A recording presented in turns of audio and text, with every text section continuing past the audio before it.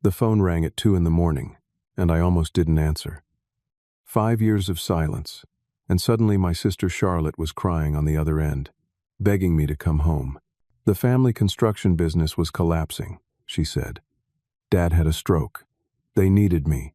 I stared at my phone in the darkness, remembering how they'd cut me out of everything when her tech startup took off, how they'd uninvited me from family gatherings, how my own parents stopped returning my calls the day Charlotte made her first $1 million. I hung up on Charlotte, but sleep was impossible after that. My mind kept drifting back to how everything fell apart.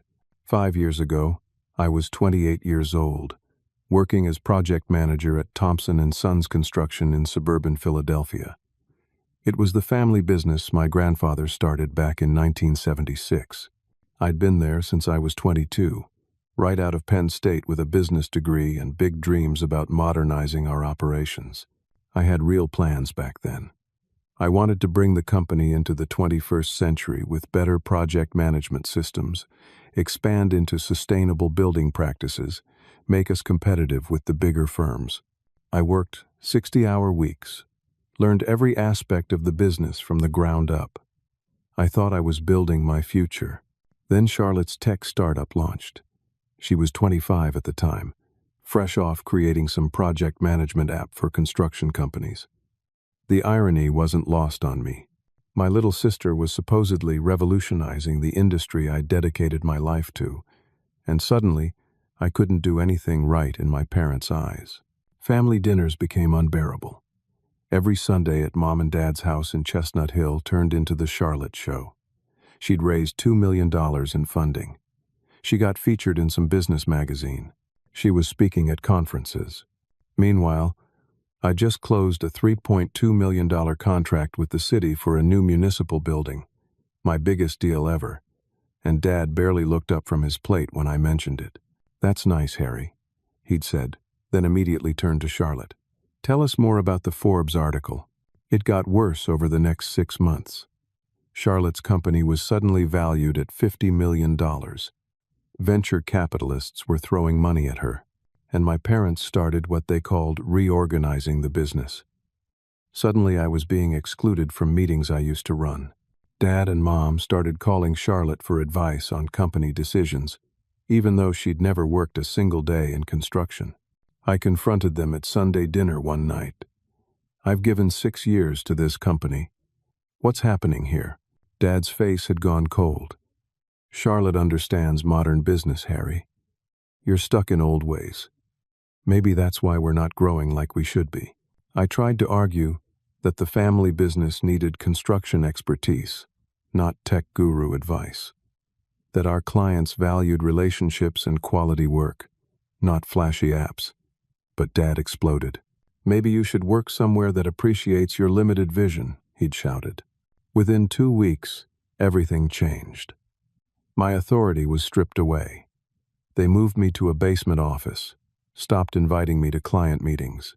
My younger brother Sean, who was only 24 and had been working there for just 2 years, got promoted to senior project manager, over me. The final straw came at Thanksgiving. I showed up at my parents' house like I had every year of my life, but there was no place setting for me at the table. I stood there in the dining room, holding a bottle of wine, staring at the empty space where I should have been. Mom actually looked surprised to see me. "Oh, Harry, we thought you'd be too busy to come." Charlotte was there with her venture capitalist boyfriend, both of them dressed like they were attending some gala. My parents were fawning over them, asking about their recent trip to Napa Valley. Sean smirked at me from across the room. I left without saying a word. The next morning, I quit. Packed up my desk, sent a 2-sentence resignation email, and drove to Pittsburgh. I found work as an independent construction consultant. The pay was decent, the work was honest, and nobody compared me to my sister every 5 minutes. I tried calling my parents for months after that. Every call went to voicemail. Every message went unanswered. The last time I'd spoken to Mom was 2 years ago, on my birthday. She'd answered by accident, realized it was me, and said, "I can't talk now. Charlotte's flying us to Napa, before hanging up. After that, I stopped trying. I built a life in Pittsburgh, started dating Rachel, a teacher I met at a coffee shop, made new friends who didn't know anything about my family drama. It wasn't the life I'd planned, but it was peaceful, until that phone call at 2 in the morning. Charlotte called again the next morning. 8 voicemails, each one more desperate than the last. I finally listened to one while making coffee. "Harry, please. Dad's in the ICU. The business is drowning in debt. We need you. I need you. Please call me back." Rachel found me staring at my phone. She knew the whole story. I'd told her everything on our 3rd date, and she'd held my hand while I talked about the hurt I still carried. "Don't do it," she said. "They made their choice 5 years ago. Don't let them hurt you again." But something in Charlotte's voice haunted me. The desperation, the fear. Despite everything, some stupid part of me still cared. I called Marcus, the family lawyer. He'd been a friend of my grandfather's, always treated me with more respect than my own parents did. He was reluctant to talk at first, but I pressed him. "Marcus, I need to know what's really going on." There was a long silence on the phone. Then he sighed. "Harry, there's something you should know. 3 years ago, your parents updated their will. You're not in it anymore. Everything goes to Charlotte and Sean." I felt like I'd been punched in the stomach. I sat down hard on my couch, the phone pressed to my ear. "What?" "I advised against it," Marcus said quietly. "But Charlotte pushed for it. She told them you were holding the family back, that you'd abandoned them by leaving. Your parents signed without much hesitation. They hadn't just abandoned me emotionally. They'd erased me legally, written me out of their lives completely, and now they wanted my help." Rachel was watching me with worried eyes. "What did he say?" I told her. She shook her head, anger flashing across her face. "That's it, Harry. You're not going. They don't deserve your help. They don't deserve you." She was right. I knew she was right. But I couldn't stop thinking about one thing. Why did they need me now? What was so bad that they'd break 5 years of silence? Against every bit of Rachel's advice, I got in my truck the next morning and drove to Philadelphia. The 3-hour drive gave me way too much time to think. Every mile brought back memories I'd tried to bury. The exit for Valley Forge reminded me of the time Dad took Sean and me to see the historical site when we were kids. The King of Prussia Mall exit reminded me of Christmas shopping with Mom. By the time I reached the city limits, my jaw was clenched so tight it ached. I went to the hospital first. Dad was in the ICU on the 4th floor. Mom was in the waiting room, looking like she'd aged 20 years. Her hair was completely gray now, and she had dark circles under her eyes that makeup couldn't hide. When she saw me, her reaction wasn't the relief I'd maybe secretly hoped for. It was complicated. Guilt, mixed with something that looked almost like resentment. "You came," she said, hugging me stiffly. "Thank you." No apology. No acknowledgement of 5 years of nothing. Just thank you. Like I'd done her some casual favor. The doctor came out and explained Dad's condition in medical terms I barely followed. Major stroke, partially paralyzed on his left side. Might not fully recover. The doctor noted that Dad's blood pressure had been dangerously high for months, stress-induced.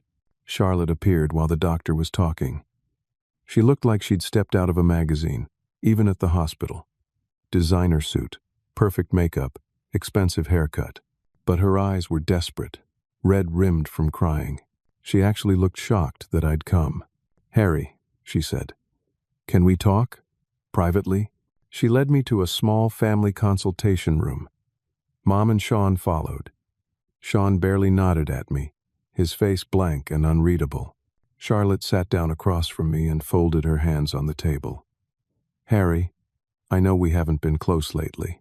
"Lately?" I interrupted. "You mean for 5 years? Since you had me erased from the family?" She flinched but pushed forward. "The construction company is $800,000 in debt. 3 major projects failed in the past 18 months. Clients are suing us for incomplete work. We're bouncing payroll checks. The bank is threatening to call our line of credit. We're going to lose everything, including Mom and Dad's house. They used it as collateral. I stared at her, trying to process this. How? The company was solid when I left. We had steady contracts, a good reputation, healthy profit margins. Sean got defensive immediately. Things change. The economy got tough. We had some bad luck with projects. Bad luck doesn't cause 800,000 in losses, I said. What really happened? Charlotte and Mom exchanged a glance that made my stomach drop. Mom said weakly, "We made some investment decisions that didn't pan out." "I want to see the books," I said. Charlotte hesitated. "That's not necessary. We just need you to help us restructure, deal with the creditors. You always had a good relationship with the suppliers." "I'm not doing anything until I see the financials," I said firmly. "I'm not an idiot, Charlotte." Reluctantly, she handed me her laptop. I spent the next hour in the hospital cafeteria, going through the company accounts with growing horror. What I found made me physically sick. Large transfers from the company accounts to an LLC I didn't recognize. Over $700,000 moved in increments over the past 2 years. When I traced the LLC registration, the address listed was Charlotte's business office. I stormed back upstairs and found Charlotte in the hallway. "You stole from your own family business?" Her face went pale. She grabbed my arm and pulled me into the stairwell. "Keep your voice down," she hissed. "You embezzled $700,000? Charlotte's perfect composure cracked. "I borrowed it. I was going to pay it back." The story came out in a rushed confession. Her tech startup had been failing 2 years ago. Burning through cash, investors pulling out, everything collapsing. She was going to lose everything she'd built, her reputation, her lifestyle. And she had access to the company accounts because Mom and Dad had given her signing authority when they'd pushed me out. "I just needed enough to keep things going until the next funding round," she said. "But it never came. I had to shut the company down 6 months ago. And now the construction company is collapsing, and auditors are about to discover the missing money." I stared at my sister, this person I barely recognized. Then she said the words that made everything clear. "You can fix this, Harry. You were the last person with full access before we updated the systems. You understand the accounts better than anyone. We can say it was mismanagement, accounting errors, not theft. You want me to take the blame," I said slowly. "I want you to help me explain it," she said, but her eyes told the truth. "You always said family comes first. Prove it. Or do you want Mom and Dad to lose everything? Do you want Dad to have another stroke when he finds out his daughter is a thief?" Sean appeared at the top of the stairwell. "So, big brother, are you going to help or not?" He knew. Sean knew about the embezzlement. And from the way he was looking at me, he was in on this plan to make me the scapegoat. I felt the walls closing in. If I exposed Charlotte, my parents would lose everything and Dad might die from the stress. If I helped cover it up, I became complicit in fraud. Charlotte played her final card. "Besides, you're not in the will anyway. What do you care what happens to the business?" I left the hospital, sat in my truck, and called Rachel. "Come home," she begged. "Please, Harry. This isn't your problem." But I couldn't leave. Not yet. Despite everything, I couldn't let my father lose his life's work, and I couldn't let Mom end up homeless. I checked into a cheap hotel and decided to stay a few days to assess the real damage. The next morning, I met Charlotte and Sean at the company office. The place looked run down. Half the desks were empty. The project board that used to be full of active jobs was nearly bare. "I'll help," I told them. "But I'm doing this my way. We're going to find legal solutions to fix this mess." Charlotte looked relieved. Sean smirked like he'd won something. "I need full access to everything," I said. "All accounts, all project files, all contracts." "Fine," Charlotte said. Over the next 3 days, I dove into the company records. What I found was so much worse than embezzlement. The project failures weren't bad luck. They were deliberate. Projects had been underbid with impossibly thin margins. Subcontractors were paid premium prices for substandard work. Materials were being purchased at inflated costs from specific suppliers. I traced those suppliers. They were shell companies, and every single one was registered to an address in Sean's apartment building. My little brother had been running a massive kickback scheme, deliberately overbilling the company and pocketing the difference. His theft dwarfed Charlotte's. Over $1 million in 3 years. And the construction failures were because Sean was using cheap materials while billing for premium supplies. Buildings had actual structural issues, code violations. The worst discovery came when I pulled the files on a community center project in North Philadelphia. Sean had cut corners on the foundation work, used substandard concrete, undersized support beams. The building had passed inspection, but only because the inspector had been paid off. I found the payment records buried in Sean's files. The community center had opened 8 months ago. I pulled public records and found 3 formal complaints about cracks in walls and a settling foundation. The city engineering department had flagged it for reinspection next month. If they discovered the fraud, people could get hurt. And it wouldn't just be bankruptcy. It would be criminal charges. I confronted Sean that evening after everyone else had left the office. "I know what you've been doing," I said, showing him the evidence I'd compiled. Sean's face turned red, but not with shame, with rage. "You think you can come back here and judge me?" He spat. "Where were you when Dad needed help, when the business was struggling?" "I was here, Harry. I kept this company afloat. By committing fraud and putting people's lives at risk, I made us profitable," Sean said.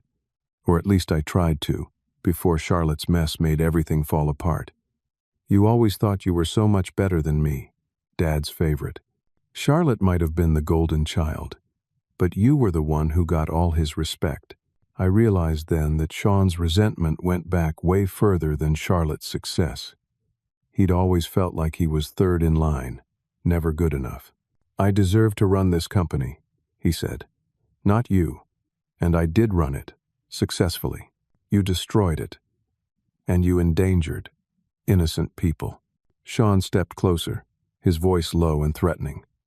"You're going to keep your mouth shut, or I'll make sure everyone knows Charlotte stole money, and I'll tell Dad it was your idea.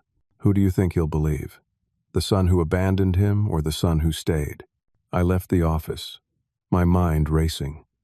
When I got to my truck, I realized my laptop was missing, the one I'd been using to compile evidence. I ran back inside.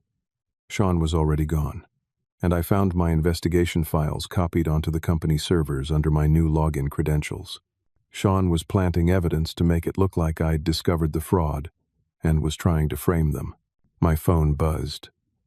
"Unknown number. Stop digging, or everyone finds out.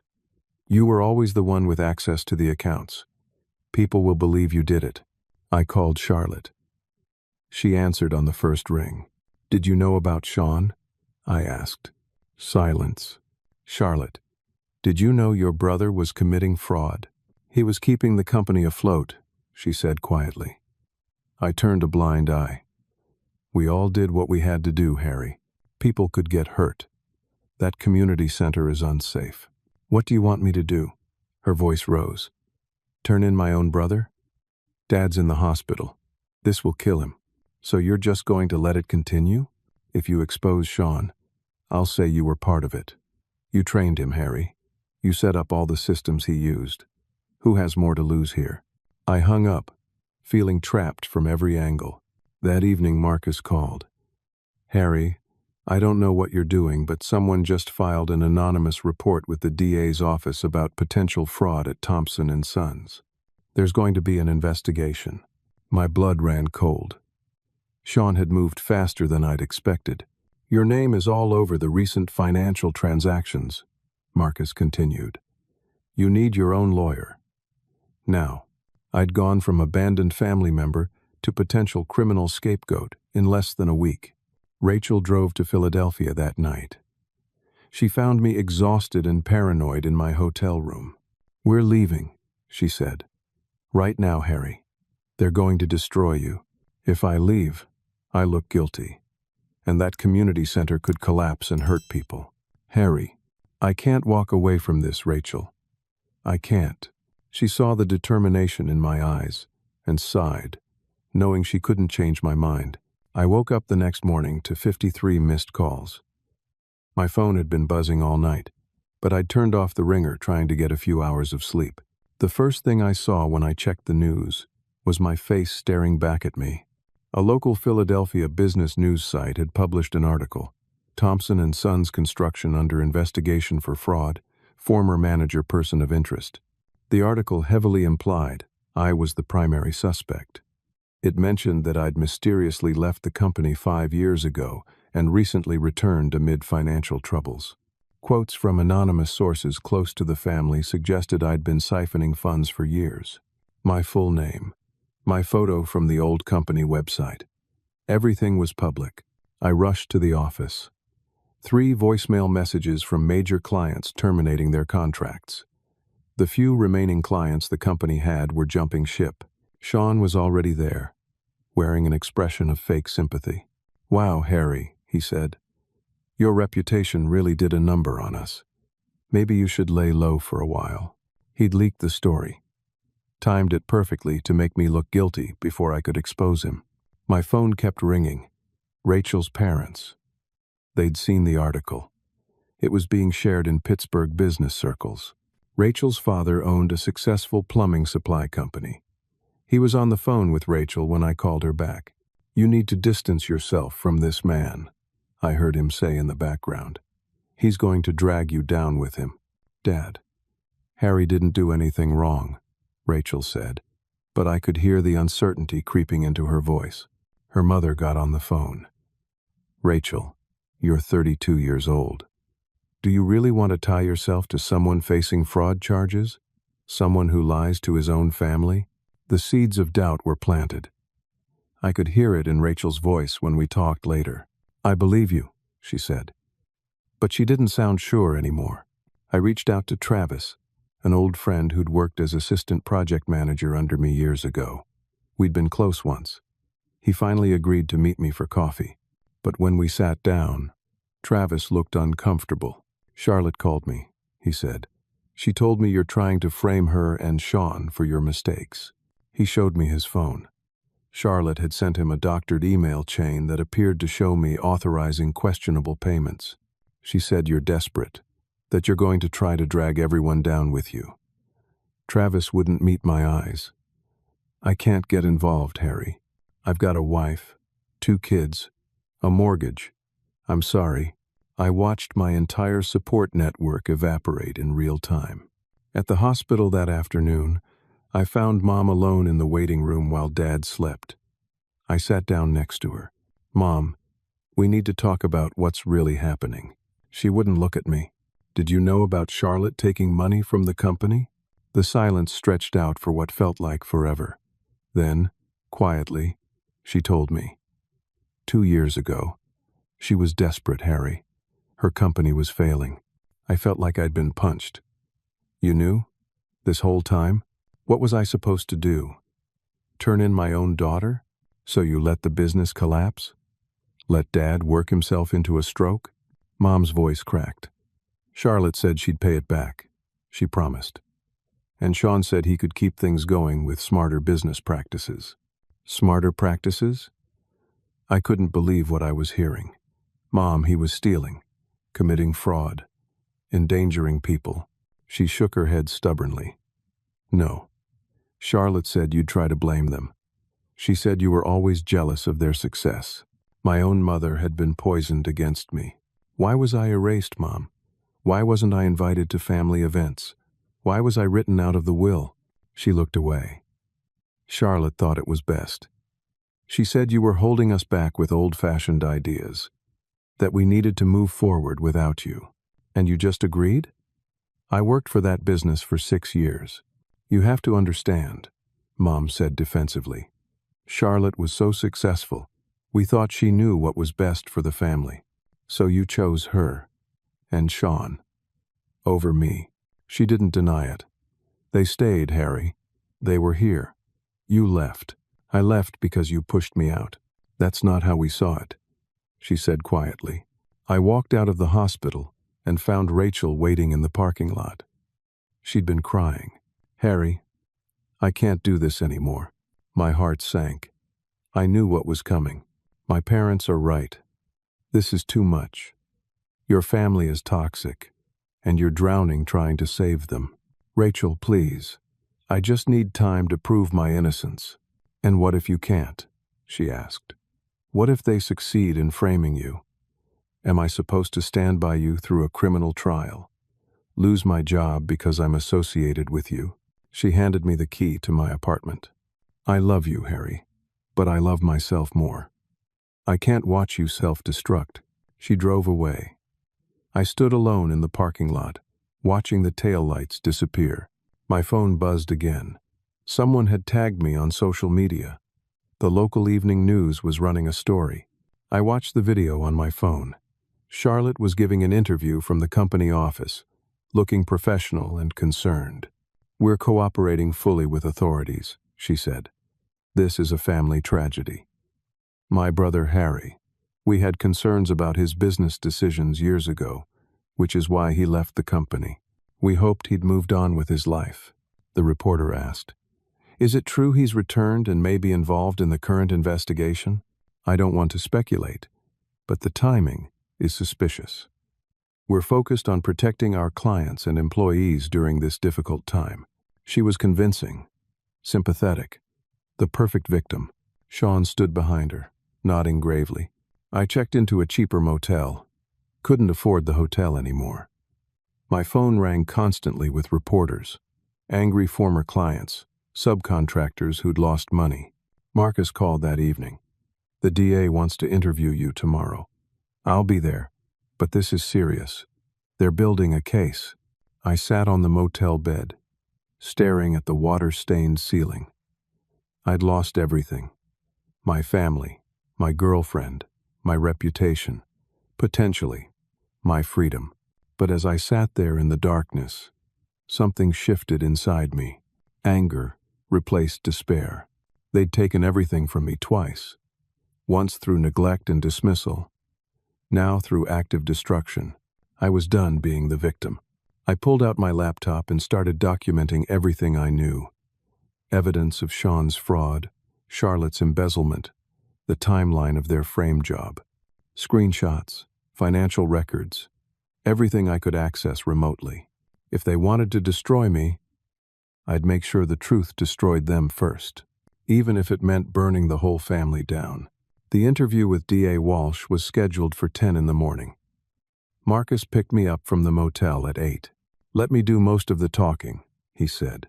"Answer their questions honestly, but don't volunteer information." The DA's office was in downtown Philadelphia, an imposing government building that made me feel small. Walsh was a woman in her late 40s with sharp eyes and an expression that suggested she'd heard every lie imaginable. "Mr. Thompson," she said, gesturing to a chair. "Thank you for coming in voluntarily." Marcus sat beside me. Walsh laid out her case methodically. Financial documents showing my name on questionable transactions. Testimony from Charlotte and Sean describing my role in the company. My sudden departure 5 years ago, under what they characterized as suspicious circumstances. "And then you returned, just as our investigation began," Walsh said. "You can see how this looks." "I returned because my sister called me," I said. "My father had a stroke. She asked for my help." "Help covering up your crimes?" Walsh asked. "I didn't commit any crimes." That's when Walsh dropped her bombshell. "We have a witness," she said. "Someone who worked closely with you 5 years ago. She's prepared to testify that you set up shell companies and kickback schemes before you left, and that you trained your brother to continue them." I felt the blood drain from my face. "Who?" "Gina Palmer. She was your administrative assistant."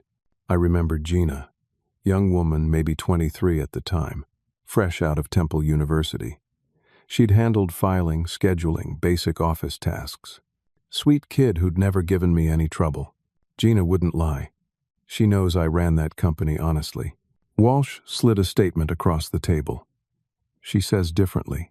She says you were inappropriate with her, pressured her to falsify documents, and when she threatened to report you, you arranged your own resignation and paid her to keep quiet. I read the statement, feeling sick. None of it was true. Not a single word. This is insane, I said. I never did any of this. That's what they all say, Walsh replied.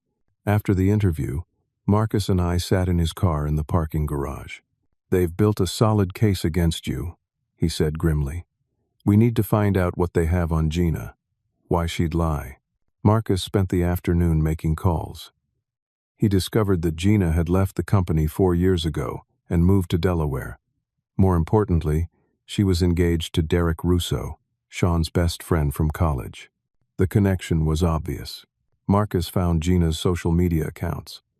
Recent posts showed expensive jewelry, a new BMW, designer handbags. Someone had come into money recently.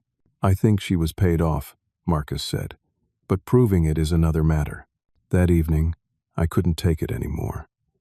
I drove to the hospital, technically violating the restraining order Charlotte had filed, but I needed to see my father. Mom was there when I walked in. She saw me and actually looked frightened. You can't be here, she said, standing up quickly. Charlotte said you might come. She said you're dangerous now. Mom, I'm your son. Please. Charlotte and Sean are lying about everything. The police called me, she said, her voice shaking. They asked about you, about when you worked at the company. If I noticed anything suspicious, my stomach dropped. What did you tell them? Tears filled her eyes. I told them the truth. That you always controlled the finances. That you were territorial about the accounts. That when Charlotte tried to help, you got angry and quit. That's not what happened. You know that's not what happened. I know my daughter wouldn't lie to me, Mom said firmly. Sean has been here every day keeping the business going. Where were you for 5 years? I stared at my mother, realizing she was going to testify against me.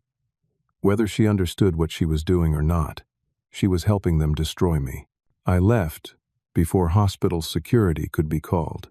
Back at the motel, I turned on the local news. My arrest from the break-in at the office was now a major story. Headlines screamed, "Fraud suspect arrested breaking into family business." Charlotte gave yet another interview. This one more emotional. "We're heartbroken," she said, dabbing at her eyes. "Harry was once a valued member of our family. We tried to help him, but he's clearly spiraling. We're praying for him." The comment sections online were vicious. People calling for me to be locked up, saying I'd betrayed my family, hoping I got what I deserved. My face was everywhere, labeled a criminal. Rachel finally answered one of my calls that night. "Harry, my firm asked me to take a leave of absence," she said. Her voice was flat, exhausted. "Parents complained about me being associated with you. The school board is concerned about the publicity." "Rachel, I'm sorry." "So am I," she said. "I'm staying with my parents for a while. I need space to think. I didn't do what they're saying. I want to believe you, Harry. I really do. But everyone keeps showing me evidence, and I don't know what's real anymore." She hung up. I sat on the motel bed, staring at my phone. No girlfriend, no family, no job, no reputation, just accusations and a future that looked like prison. Marcus came by the next morning with coffee and bad news. "Harry, right now the DA has your name on suspicious transactions. Your former employee saying you taught her fraud, your mother's statement that you controlled finances, your arrest for breaking in, and your siblings claiming you're trying to frame them." He paused, letting that sink in. "Against that, you have your word and circumstantial evidence that might indicate Sean and Charlotte were involved. If this goes to trial, you're looking at 10 to 15 years in prison. What do I do? You have 72 hours before the preliminary hearing. We need to find real evidence, or a witness who'll contradict their story. The community center, I said suddenly. I told you about the structural issues. Marcus nodded slowly. If we can prove actual dangerous conditions exist, and that Sean covered them up, it might cast doubt on their narrative that you're the criminal mastermind. The city inspection isn't for another week. I don't have that kind of time. Then we need to make something happen sooner, Marcus said. An idea formed in my mind. Risky, potentially illegal, but I was out of options. I'm going to that community center, I said. I'm going to document the damage. And if I have to, I'll report it anonymously to force an emergency inspection. Marcus looked worried. Harry, be careful. If this goes wrong, what else can they do to me? I asked bitterly. I've already lost everything, but I hadn't. Not yet. I still had my freedom, and I was about to risk that too. I drove to the Riverside Community Center at dawn the next morning. The building sat in a modest neighborhood in North Philadelphia, a single-story structure that should have been a source of pride for the community. Instead, it was a ticking time bomb. I brought my camera, measuring tools, and foundation testing equipment I'd borrowed from an old contact who didn't ask questions. The center was scheduled to host an after-school program at 3 that afternoon. I had 6 hours to document everything and get out. The exterior showed obvious problems if you knew what to look for. Cracks in the foundation running up the walls. The north corner had settled at least 3 inches. Water damage near the basement entrance indicated foundation breach. I took hundreds of photos, measured everything, used the moisture meter to document excessive water intrusion. Then I pulled up the building plans from public records on my phone and compared them to what actually existed. The foundation should have been 18 inches of reinforced concrete. What I found looked like barely 12 inches, and the concrete mixture was wrong. I could tell just by looking at how it was crumbling. The support columns in the basement were undersized by at least 20%. My professional assessment was clear. This building was actively failing. It wasn't safe for anyone, let alone children. I called the city building inspector's office from a burner phone I'd bought. I need to report a structural emergency at the Riverside Community Center, I said. The foundation is compromised.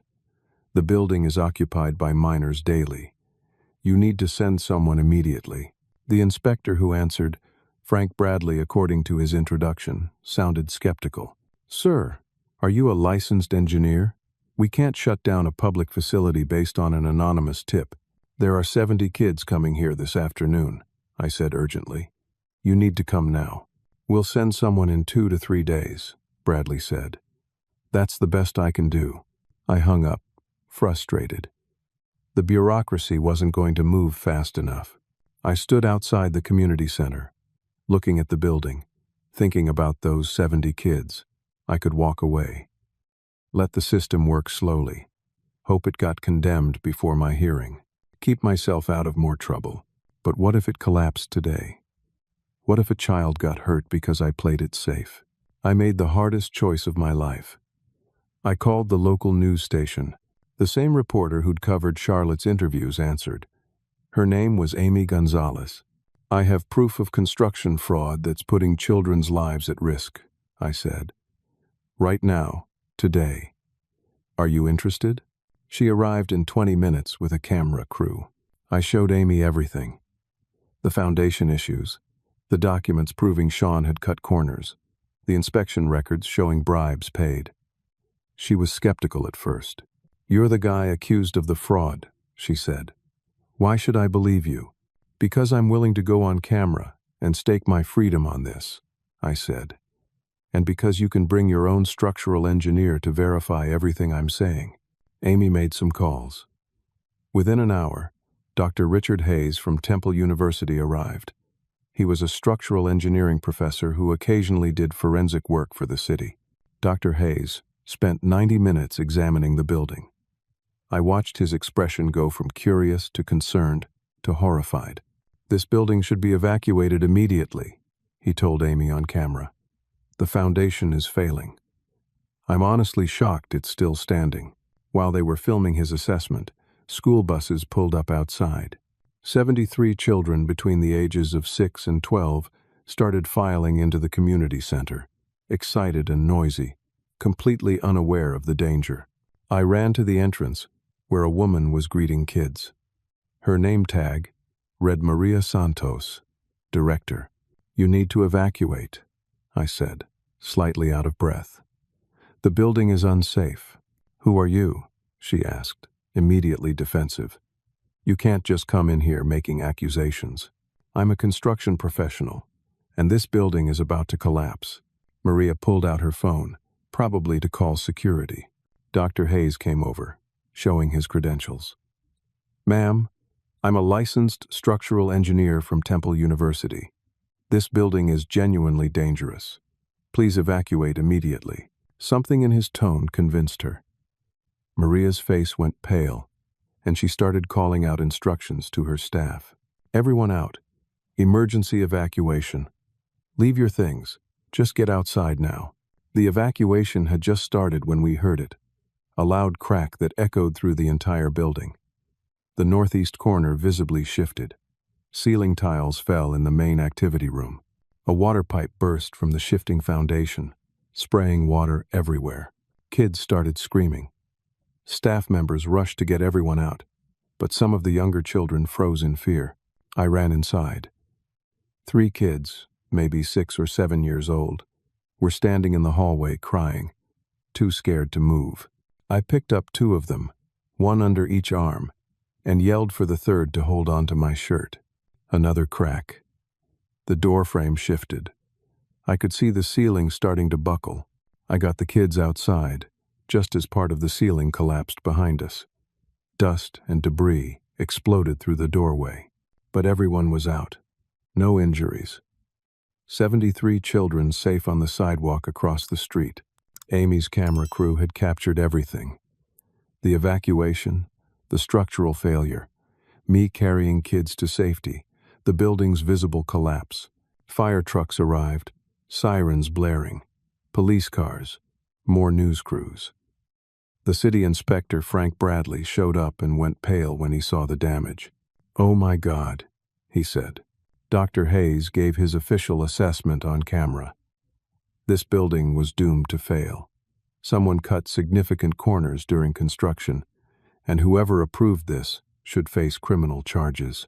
Amy interviewed me right there on the street, camera rolling. "Why were you here today, Mr. Thompson?" "Because I knew this building was unsafe," I said. "My brother Sean Thompson, of Thompson & Sons Construction, oversaw this project. He used substandard materials and bribed inspectors to pass it. I have proof." I handed her copies of the documents. Sean's emails approving inferior concrete suppliers, his signatures on fraudulent change orders, payment records to the inspector. Amy reviewed them with Dr. Hayes, who confirmed what they showed. "This is deliberate fraud. This nearly killed children today." The story went live within an hour. Hero whistleblower prevents tragedy, exposes construction fraud. My earlier arrest was reframed. Thompson was attempting to gather evidence when he was arrested by his brother. I sat on the curb across from the ruined community center, exhausted, watching the news crews interview parents who were crying with relief that their children were safe. My phone rang. Sean, his voice high and panicked. "What did you do? You've destroyed everything." "I documented your fraud, Sean. The fraud that could have killed kids. The fraud you tried to pin on me. You can't prove I knew about the foundation issues. I have your emails approving the concrete supplier, your signature on the change orders, your payments to the inspector. It's over." There was a pause. Then Sean said something interesting. "Charlotte said you'd never actually do it. She said you cared too much about the family. So they'd been betting on my loyalty, on my weakness. They'd bet wrong. But within 2 hours, Charlotte made her countermove. She held an emergency press conference, flanked by lawyers, looking devastated. The news stations cut to her live feed. "I'm 12 weeks pregnant," she announced. "And I need to reveal something painful. My brother Harry threatened me and my unborn child last week when I refused to cover up his crimes. She showed her phone to the cameras, displaying text messages allegedly from me. You'll regret this. I'll make sure you lose everything. Your baby won't save you. I'd never sent those messages. I knew immediately she'd faked them. Charlotte was crying now. I've been afraid to come forward because Harry said no one would believe me. But after today, seeing how far he'll go, how he brought media to a building he knew was unstable, possibly even triggered its collapse to prove his point, I can't stay silent. Who knows what else he's capable of? The media narrative split instantly. Was I a hero who saved children, or a dangerous man willing to endanger kids to frame his siblings? Charlotte's lawyer stepped up to the microphone. We're considering filing charges for terroristic threats against an unborn child. My phone exploded with calls. Marcus sounded panicked. Harry, Charlotte's move was brilliant. She's made you look like a threat while positioning herself as a vulnerable pregnant woman. The texts are fake. I never sent them. Can you prove that? Do you have your phone records?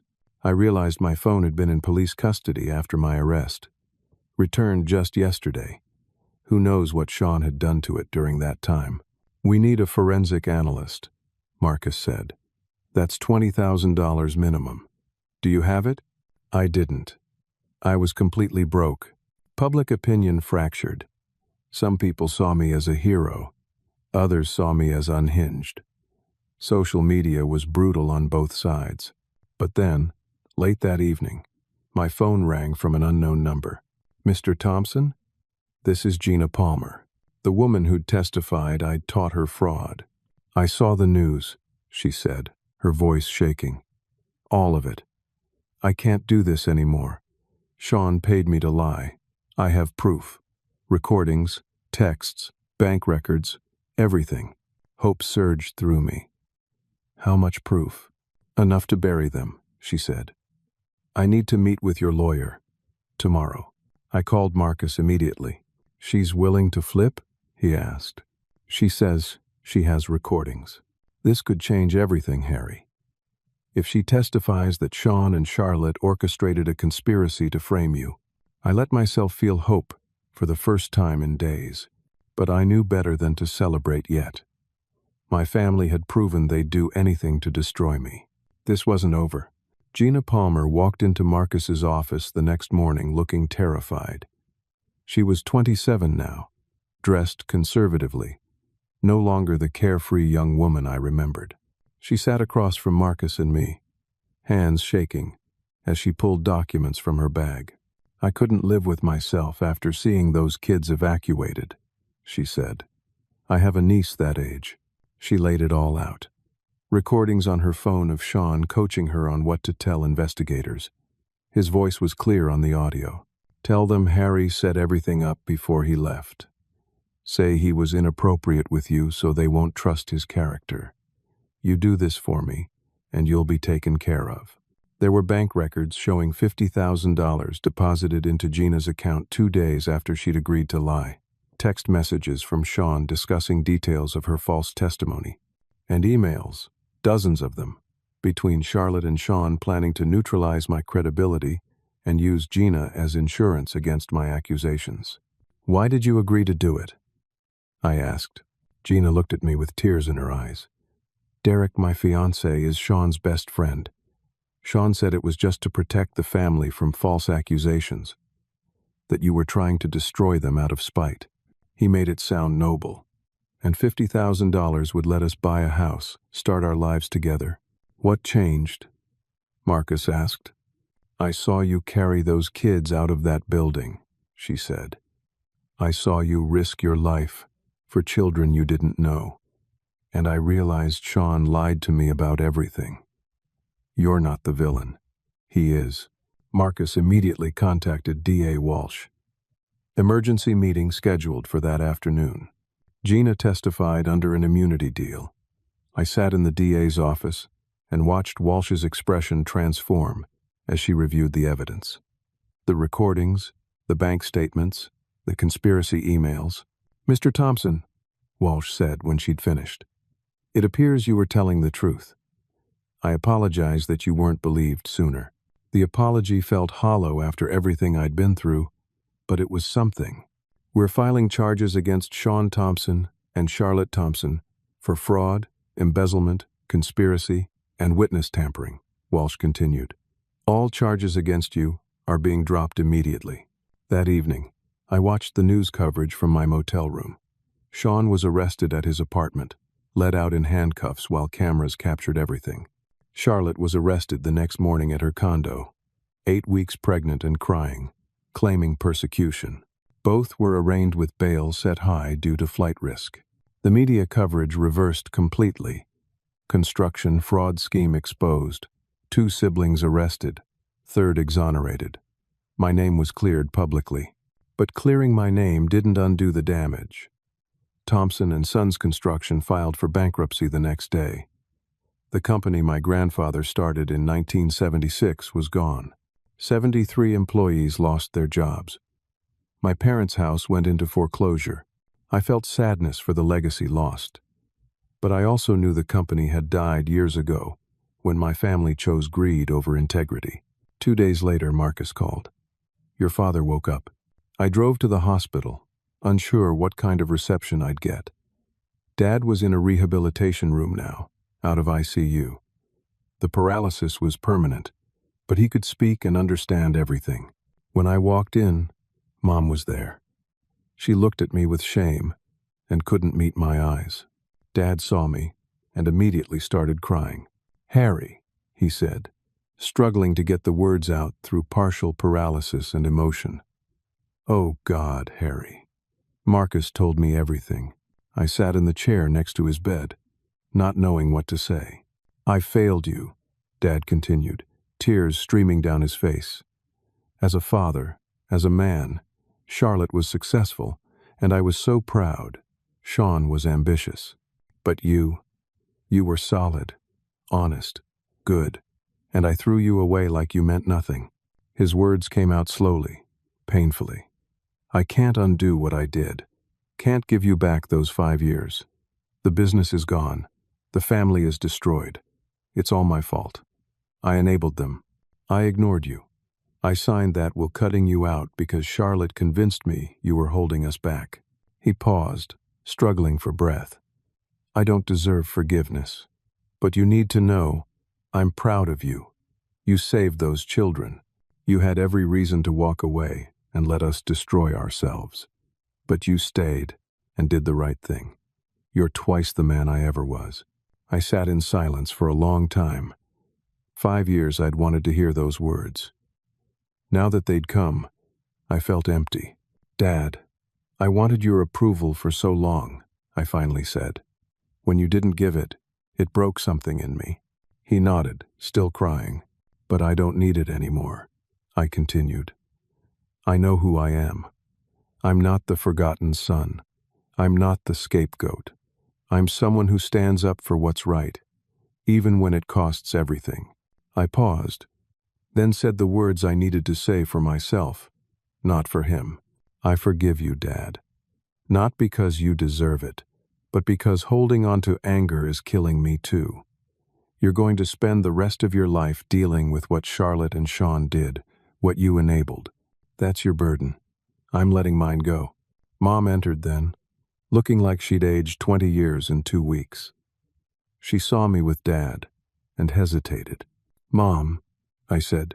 She broke down completely. I testified against you. I believed her lies. My own son, and I chose her word over yours. Yeah, you did, I said simply. I don't know how to ask for forgiveness. I don't forgive myself. Mom, you chose.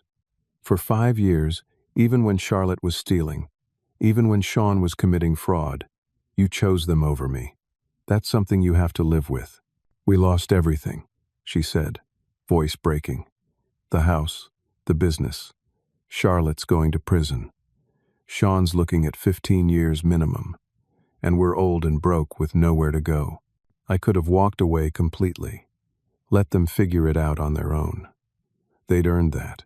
Instead, I made a different choice. Marcus is helping me set up a trust, I said. Small monthly payments, so you won't be homeless. Enough for Dad's medical care and a modest apartment. It's not charity. It's decency. But I'm not your son anymore. Not in the way I was. I'm someone who helps people in need. And right now, you're in need."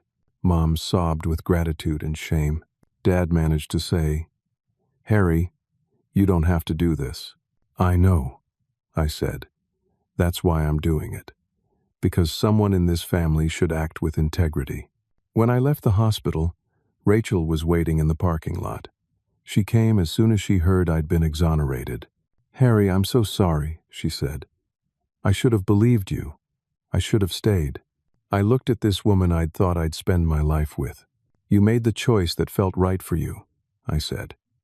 "I don't blame you." "Can we try again?" she asked. "I love you. I was scared and I ran. But I love you." I realized something in that moment. She'd left when things got hard. Only came back when I was vindicated. When it was safe to be associated with me again. "Rachel, you're a good person," I said gently. "But I need someone who stays when things are terrible. Not just when they're good. I needed you then. I don't need you now." She nodded slowly, understanding, and drove away. It hurt. But I knew it was right. 3 months later, I sat in the courtroom for Sean's trial. I testified about the fraud, the cover-up, the frame job. The jury convicted him on 12 counts. The judge sentenced him to 18 years in prison. Sean looked at me from across the courtroom with pure hatred. "You destroyed this family," he said. "No," I replied quietly. "You did that yourself." Charlotte's trial came 4 months later, after she gave birth to a daughter who was immediately adopted. She was convicted on 9 counts and sentenced to 12 years. She didn't look at me during sentencing, just stared straight ahead, her face blank. There was no satisfaction in watching them sentenced, just sadness for what could have been. A year after everything fell apart, I found myself testifying before the state legislature about construction fraud and inspection corruption. My testimony helped pass new regulations requiring stricter oversight and harsher penalties. I became a consultant for fraud prevention in the construction industry. The work didn't pay as much as running the family business would have, but it was meaningful. I was helping prevent what happened to the Riverside Community Center from happening anywhere else. I met Elena Rodriguez at the groundbreaking for the new community center. She was the structural engineer overseeing the rebuild. We started talking about load-bearing requirements and foundation specifications, and somehow that turned into coffee, then dinner, then more. She knew my whole story, saw who I really was. Our relationship built slowly, based on respect and shared values. No drama, no betrayal, just 2 adults building something real. 2 years after the original center's collapse, the new Riverside Community Center opened. It was beautiful, built properly, with a plaque near the entrance that read, "In gratitude to Harry Thompson, whose courage and integrity saved lives." I stood at the opening ceremony, surrounded by families whose children I'd helped save. Maria Santos hugged me tight. "You gave us our children's future," she said. For the first time in years, I felt something I'd thought I'd lost forever. Pride, belonging, purpose. 3 months after the community center reopening, I received a letter forwarded through Marcus. Prison mail. From Charlotte. She wanted to see me. Claimed she wanted to apologize. I debated for a week whether to go. Elena thought I shouldn't. "You don't owe her anything," she said. "You've moved on." But part of me needed closure. Not for Charlotte. For myself. The women's correctional facility was 2 hours north of Philadelphia. I signed in, went through security, and sat in the visiting room waiting. Charlotte walked in wearing a gray prison uniform. No makeup, hair pulled back in a simple ponytail. She looked nothing like the polished executive who'd destroyed my life. She sat down across from me, separated by a table. "Thank you for coming," she said. I nodded but didn't speak. "I'm sorry," she continued. "For everything. I was greedy, selfish, scared. I destroyed you to save myself, and I destroyed our family in the process." "I know," I said. "Do you hate me?" I thought about that question. Really thought about it. "No," I finally said. "I don't hate you. I don't feel much of anything for you anymore. You're my sister by blood, but you're a stranger to me. I hope you find peace, Charlotte. I really do. But I can't be part of your life." I stood up. "Harry, wait," she said. "Will you visit again?" "No," I said gently. "This is goodbye, Charlotte." I walked out without looking back. Driving home, I thought about everything that had happened, about the family I'd lost and the life I'd built from the ashes. For 5 years, I'd thought I was nothing without my family's approval. I'd thought being forgotten meant I had no value. I was wrong. When they abandoned me, they didn't take away my worth. They just revealed they'd never recognized it in the first place. I learned that family isn't just blood. It's the people who stay when everything falls apart. It's the integrity you maintain when no one's watching. It's the courage to do right, even when it costs you everything. My sister chose success over honesty. My brother chose money over safety. My parents chose comfort over their own son. Those were their choices, their failures, not mine. I could have walked away, let that building collapse, let those children pay for my family's sins. But I didn't, because my worth isn't defined by how they treated me. It's defined by who I choose to be when everything is on the line. 6 months later, Travis called. My old friend who'd refused to help me during the investigation. "Harry, I saw what you're doing," he said. "The community projects, the fraud prevention work, your testimony that changed the laws. I was wrong about you. We all were." "Yeah, you were," I said. "But thanks for calling. I'd like to buy you a beer sometime.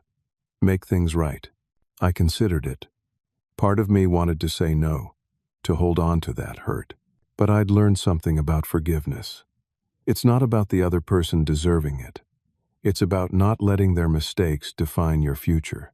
"Maybe someday, Travis," I said.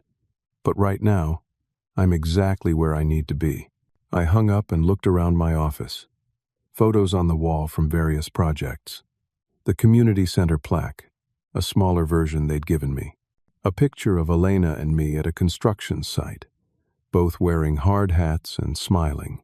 My phone buzzed. Elena texting. "Dinner tonight? I'm cooking that pasta you love." I smiled and texted back. "I'll bring dessert and wine." I packed up my laptop and headed out. The evening sun was setting over the city, painting everything in shades of gold and orange. I had a consultation tomorrow morning with a nonprofit building affordable housing. Meaningful work that helped people who needed it. My life wasn't what I'd planned when I was 28 and working at the family business. It was better. I wasn't rich. I wasn't famous. My last name didn't mean anything anymore except to me. But I was free. Free from the weight of trying to earn love from people who didn't know how to give it. Free from the burden of loyalty to people who'd shown me none. Free to build a life on my own terms, based on my own values. I'd learned the hardest lesson.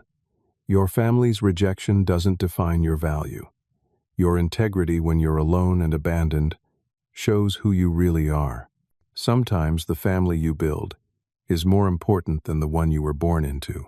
And standing up for what's right, even when it costs everything, is the only path to true peace. I'm Harry Thompson, not the golden child, not the forgotten son, just a man who knows the difference between what's easy and what's right. And that's enough. That's always been enough. 3 years after everything began, I'm living proof that you can survive betrayal, rebuild from nothing, and find something better than what you lost.